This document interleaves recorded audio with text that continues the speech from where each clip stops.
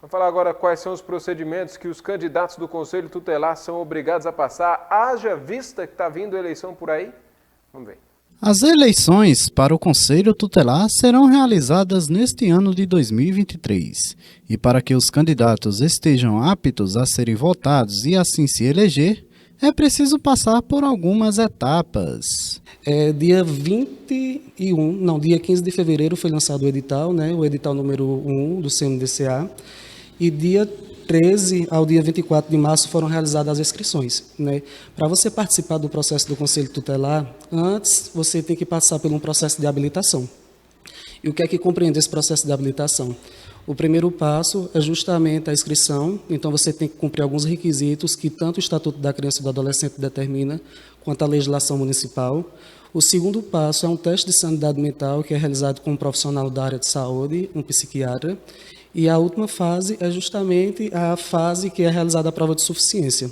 Então, a prova de suficiência ela foi realizada no dia 27 de abril. A gente já encerrou essa primeira fase, a gente já sabe quem são as pessoas que vão poder participar da campanha, tanto da campanha quanto do pleito, que é realizado dia 1º de outubro. Né? A gente iniciou com 20 inscrições. No teste de sanidade mental, 3 pessoas desistiram no percurso, então foram 17 pessoas habilitadas, aptas no teste de sanidade mental.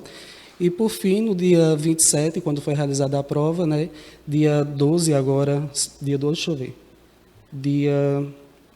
dia 12 de maio foram divulgadas as pessoas que estão habilitadas.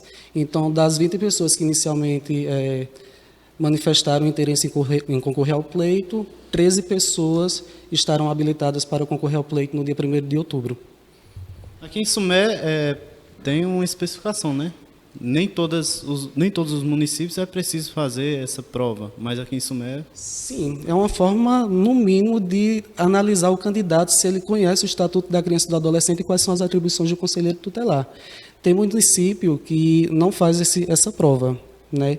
Mas tem outros municípios que a própria legislação da abertura, né, que podem ser realizadas essas provas. No mínimo, a gente tem que saber, pelo menos, se o conselheiro tutelar ele sabe o que é o Estatuto da Criança e do Adolescente, conhece a Política Municipal dos Direitos da Criança e do Adolescente e, consequentemente, conhece as atribuições do conselheiro tutelar. Né? Muito se falam, né, na questão do conselheiro tutelar no dia a dia, por omissão ou não, mas nem a população conhece muitas vezes a atribuição do conselheiro tutelar, que é que o conselheiro tutelar seja polícia, fiscalizando bar, fiscalizando festas, e não é bem por aí. Né? Isso é mais um processo de orientação que tem que ser feito durante esse processo. E falando de população, a população estará votando este ano em quantos candidatos? Em 13 candidatos. Foi divulgado no dia 12, né, de maio, no site da Prefeitura de Sumé, os 13 candidatos que passaram na prova de suficiência. Né? De 17 que foram, 13 passaram, então 4 só que foram eliminados. Né? Então, a gente, de acordo com a resolução 231 do CONANDA, tem que, no mínimo, ter 10 candidatos a participarem do processo. Por que eles pedem, no mínimo, 10 candidatos? Porque o Conselho Tutelar é formado por 5 conselheiros. Né? Então, na ausência de algum conselheiro, tem que ter o seu respectivo suplente para assumir. Então, o conselho ele não pode funcionar com menos de 5 conselheiros tutelares. Então, para cada conselheiro titular, que hoje está no Conselho Tutelar, existe um conselheiro suplente que, na ausência desse conselheiro, deve assumir. Mas aí cada pessoa pode votar em quantos candidatos? Em até um candidato. Antes era em 3, né, e hoje, até por orientação do próprio Conselho Nacional dos Direitos da Criança e do Adolescente, na resolução 231, eles orientam que todos os municípios coloquem na sua legislação para votar em até um candidato, e um único candidato. É um voto uninominal, que é determinado pelo próprio Conselho Nacional dos Direitos da Criança e do Adolescente. E a respeito da campanha de cada um, fica a critério de cada candidato ou tem algumas normas a seguir? Não, é bom deixar claro que agora no dia 26, né, ontem a gente esteve reunido com o promotor Diogo Darola, né, e dia 26, tanto o Ministério Público quanto o Conselho Municipal dos Direitos da Criança estará tendo uma reunião com os conselheiros, os candidatos a conselheiro tutelar, para orientar no processo de campanha, o que pode e o que não pode.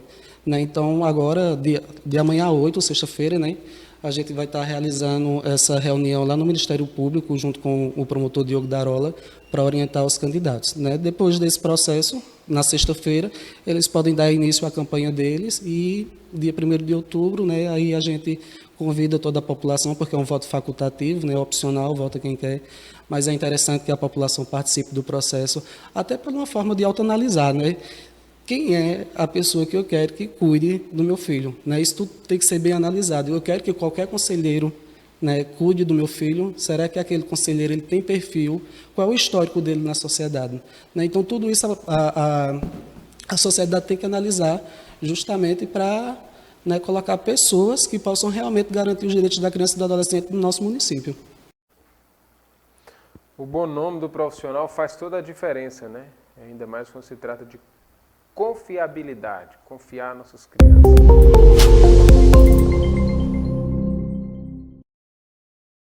Já teve a oportunidade de visitar a GD Farma?